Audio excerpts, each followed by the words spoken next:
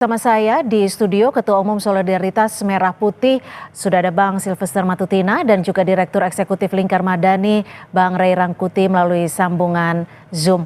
Selamat petang Bang Ray di ujung sana dan selamat petang Bang Silvester. Selamat sore Bang Ray. Selamat sore Bung. Ya, selamat sore. Saya ke Bang Silvester dulu ya Bang. Kalau kita lihat dari usulan-usulan pemakzulan ini, dulu kan sempat ramai, diajukan ke Presiden melalui Wiranto. Sekarang diajukan lagi ke DPR yang memang kalau secara proses dan prosedurnya harusnya diusulkan di situ. Bagaimana Anda menanggapi hal ini? Ya, saya secara pribadi bangga ya. Berarti para purnawirawan ini akhirnya mengikuti saran saya untuk ke legislatif. Maksudnya. Oh, pernah menyarankan ya, ini? saya pernah menyarankan. Dan mereka melakukan itu. Tapi dan saya juga secara pribadi menghargai. Ya kan, ini bagian dari demokrasi, ya kan. Ya sah-sah saja. Tapi apakah ini berguna buat bangsa kita? Ya harus kita pertanyakan kembali.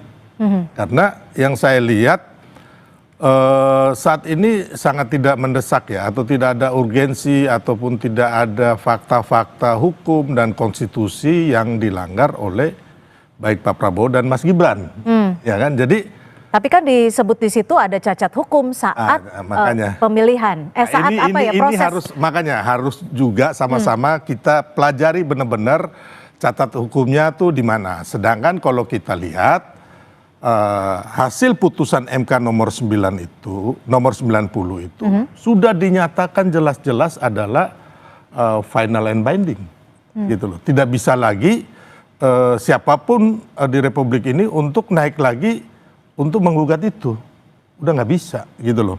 Tapi terus yang kedua kan terbukti. Kembali lagi sekarang masalah putusan MK mengenai etika itu kan berlaku untuk Anwar Usman. Sebagai hakim konstitusi itu, bukan terhadap pihak lain. Dalam hal ini termasuk Mas Gibran dan juga kita seluruh rakyat Indonesia.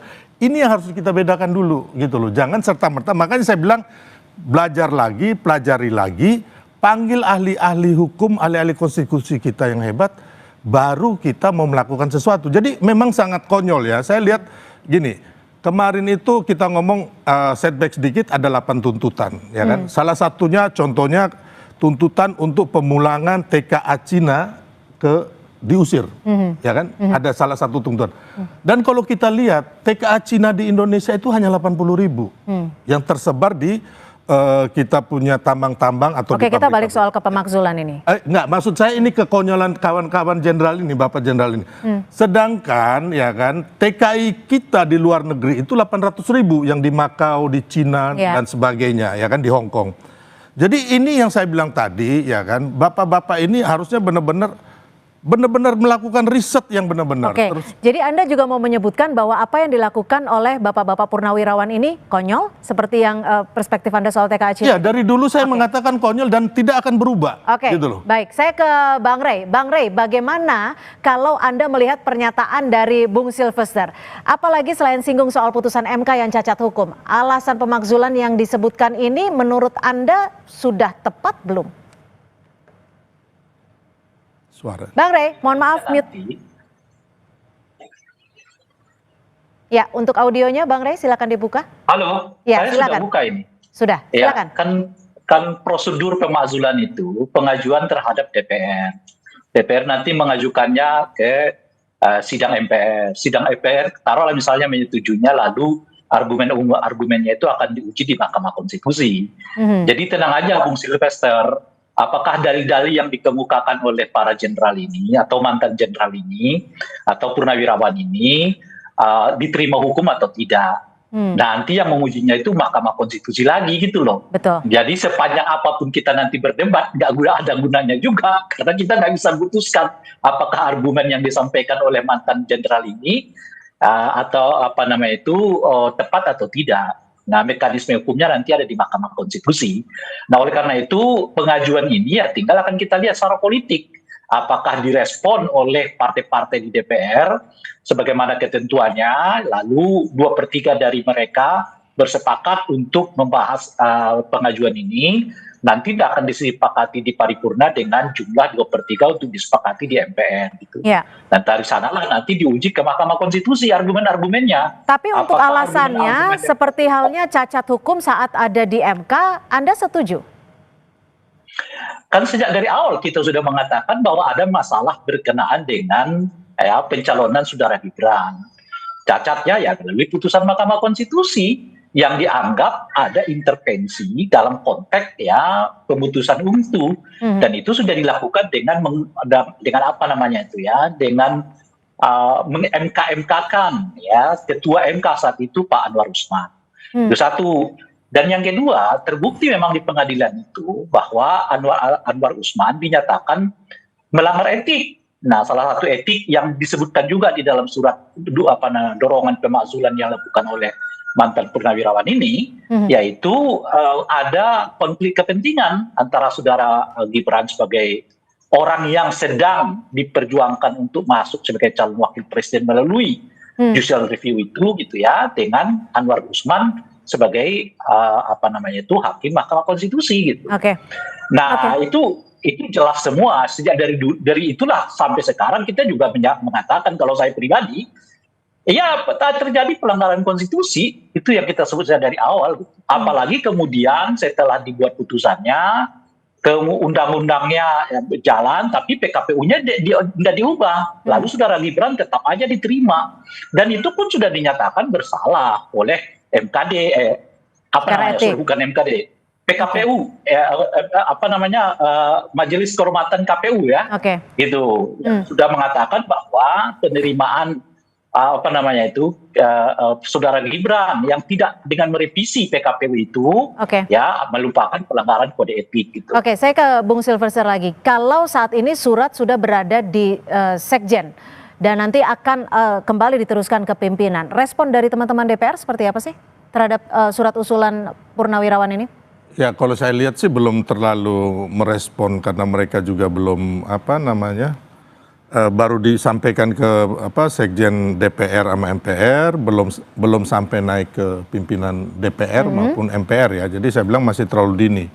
Tapi kalau saya tidak sepakat ya, mungkin dengan teman-teman kayak Bang Rey dan teman-teman yang kemarin mengatakan bahwa ada cacat hukum, menurut saya sih nggak ada cacat hukum, hanya kan secara etika. Tapi itu kan putusan MK itu mengenai pelanggaran etika itu kan hanya menyasar Pak Anwar Usman sebagai hakim konstitusi, bukan ini sifatnya itu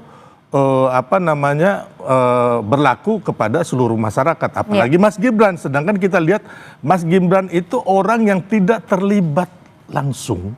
Tapi kan pamannya. Tapi kan bukan dia yang menggugat. Yang menggugat itu adalah 21 pihak 8 bulan sebelum putusan MK 90. Nah, ini kita harus tahu dulu kronologi sejarahnya.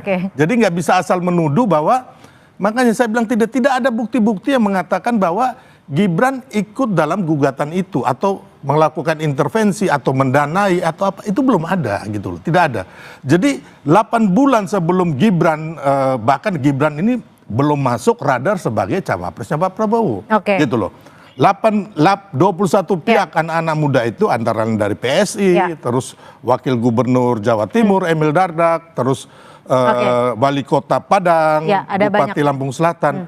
Ini kan anak-anak muda yang mereka memang menggugat karena keinginannya mereka untuk mereka ikut berpartisipasi membangun bangsa gitu loh. Gimana Bang Rey?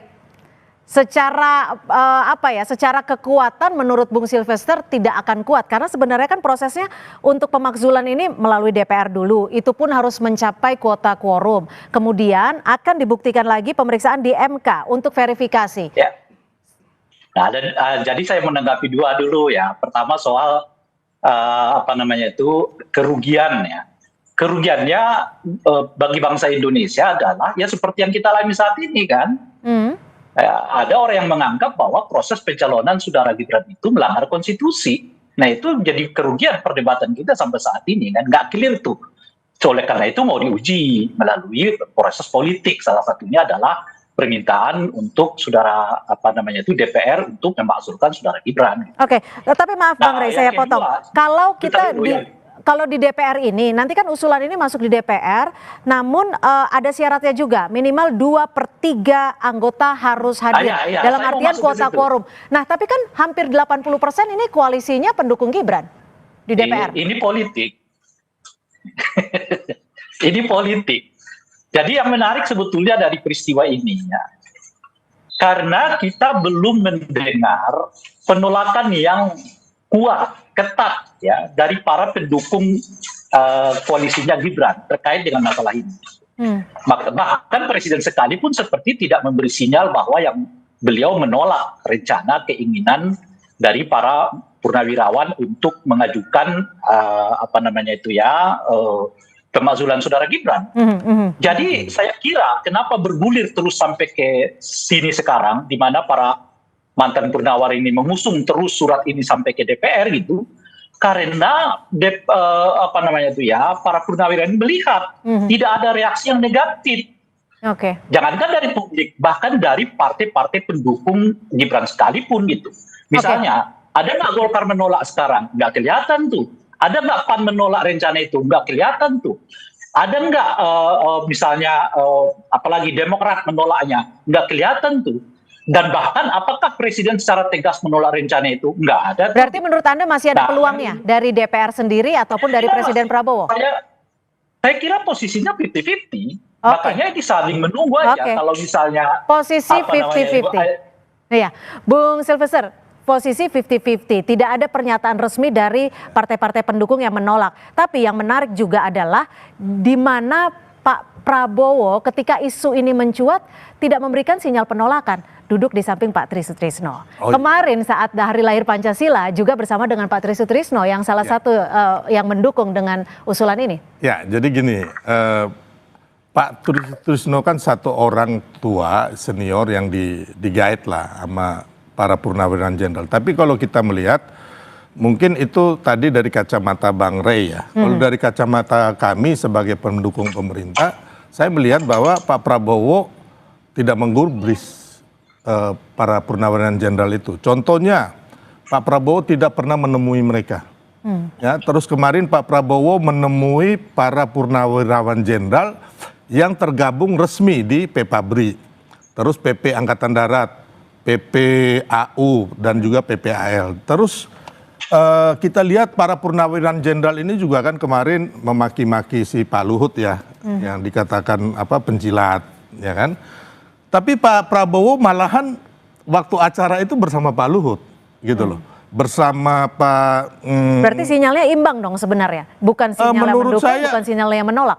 Ya intinya sebagai negarawan, ya kan, Pak Prabowo membiarkan ini karena ini kan di alam demokrasi, gitu. Tapi kalau menyetujui mereka, tidak sama sekali, karena Pak Prabowo tidak pernah menemui mereka. Terus yang kedua, Pak Prabowo sendiri sering bersama Mas Gibran kayak kemarin itu, bahkan bertemu dengan Pak Tri Sutrisno, ya kan, dengan Ibu Mega. Jadi benar-benar lebih mementingkan orang-orang seperti Pak Pak Hendro Priyono, Pak Luhut, Pak Agung Gumelar, terus institusi yang resmi dari para purnawirawan jenderal, bukan kumpulan-kumpulan ini yang memang ya tentunya Pak Prabowo juga tahu motif di belakangnya. Meskipun 4 jenderal purnawirawan yang menandatangani memiliki background yang positif bisa dikatakan?